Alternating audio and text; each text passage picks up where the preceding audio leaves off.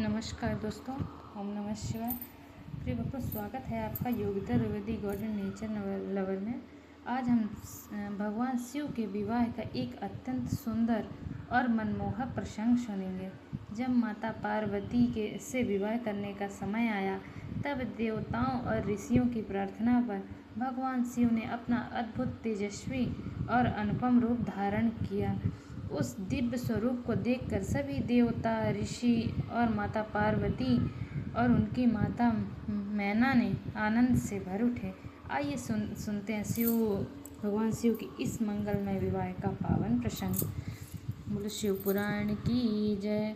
भगवान शिव का अपने परम सुंदर दिव्य रूप को प्रकट करना, मैना की प्रसन्नता और क्षमा प्रार्थना तथा पूर्ववासियों स्त्रियों का शिव के स्वरूप का दर्शन करके जन्म और जीवन को सफल मानना। तो चलिए बिना देरी किए शुरू करते हैं। ब्रह्मा जी कहते हैं, नारद, इस समय भगवान विष्णु से प्रेरित हो तुम शीघ्र ही भगवान शंकर को अनुकूल बनने के लिए उनके निकट गए। वहां जाकर देवताओं का कार्य सिद्ध करने की इच्छा से नाना प्रकार के स्रोतों द्वारा तुमने इंद्रदेव को संतुष्ट किया। तुम्हारी बात सुनकर शंभु ने प्रसन्नतापूर्वक अद्भुत, उत्तम एवं दिव्य रूप धारण कर लिया। ऐसा करके उन्होंने अपने दयालु स्वभाव का परिचय दिया। मुने, भगवान शंभु का यह स्वरूप कामदेव से भी अधिक सुंदर तथा लावण्य का परम आश्रय था। उसका दर्शन करके तुम बड़े प्रसन्न हुए और उस स्थान पर गए जहाँ सबके साथ मैना विद्यमान थी। वहाँ पहुंचकर तुमने कहा, विशाल नेत्रों वाली मैंने, भगवान शिव के इस सर्वोत्तम रूप का दर्शन करो। यह रूप प्रकट करके उन करुणामय शिव ने तुम पर बड़ी ही कृपा की है। तुम्हारी यह बात सुनकर शैलराज की पत्नी मैना आश्चर्यचकित हो गईं।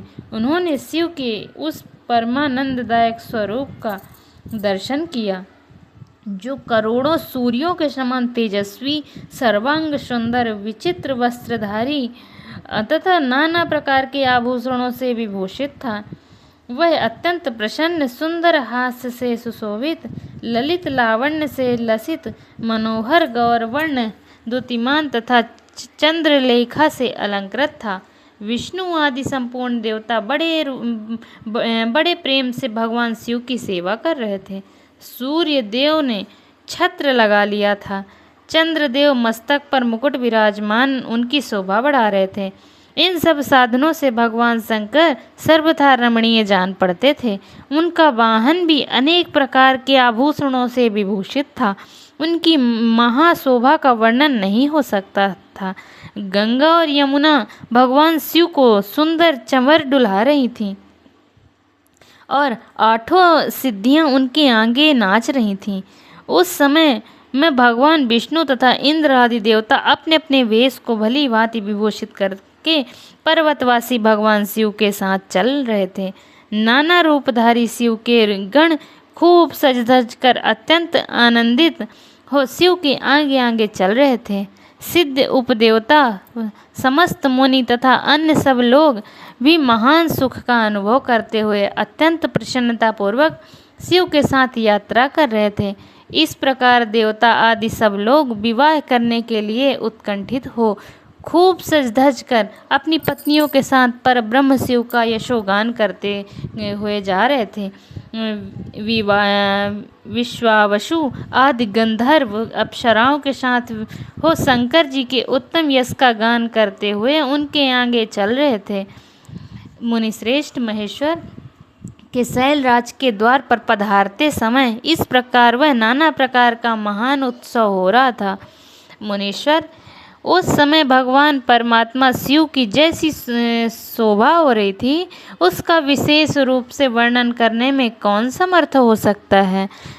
उन्हें वैसे विलक्षण रूप में देखकर मैना क्षण भर के लिए चित्र लिखी सी रह गई।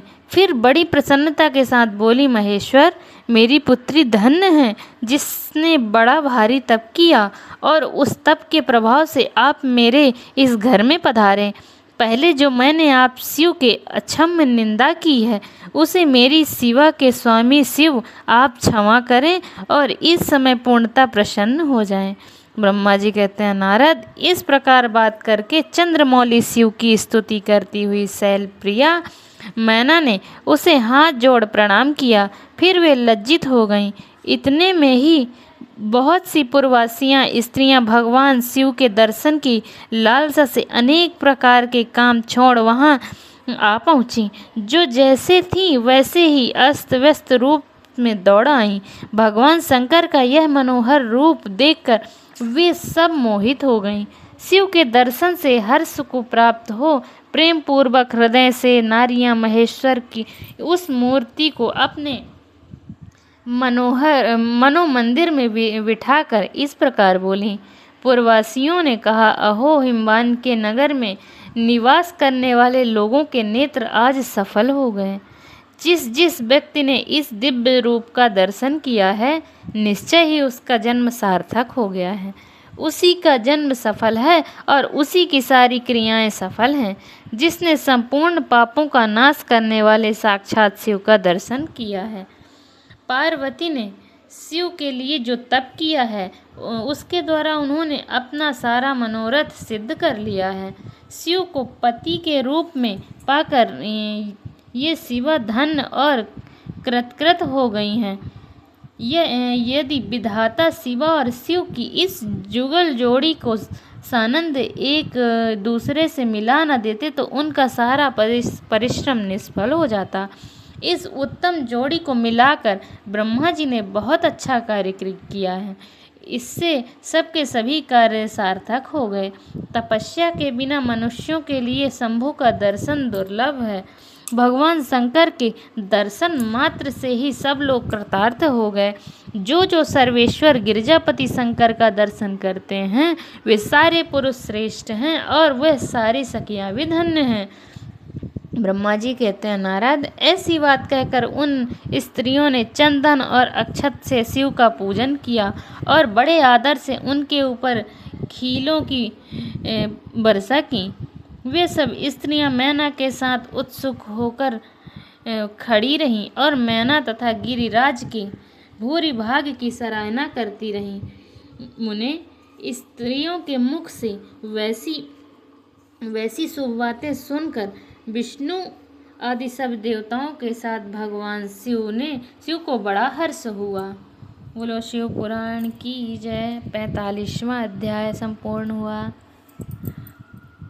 इस कथा में तो भक्तों यह था भगवान शिव के दिव्य विवाह का सुंदर प्रसंग। इस कथा में हमें यह शिक्षा मिलती है कि भगवान अपने भक्तों की भावना का सम्मान करते हैं और समय आने पर अपनी कृपा से सभी मनोकामनाएं पूर्ण करते हैं। भगवान शिव और माता पार्वती का यह पवित्र मिलन प्रेम, समर्पण, विश्वास और धर्म का प्रतीक है। महादेव और माता पार्वती की कृपा आप सब पर बनी रहे। यदि आपको यह कथा पसंद आई हो तो वीडियो को लाइक करें, शेयर करें तथा चैनल को सब्सक्राइब करना ना भूलें। कमेंट में हर हर महादेव जरूर लिखें। जय भोलेनाथ, जय शिव शंभू।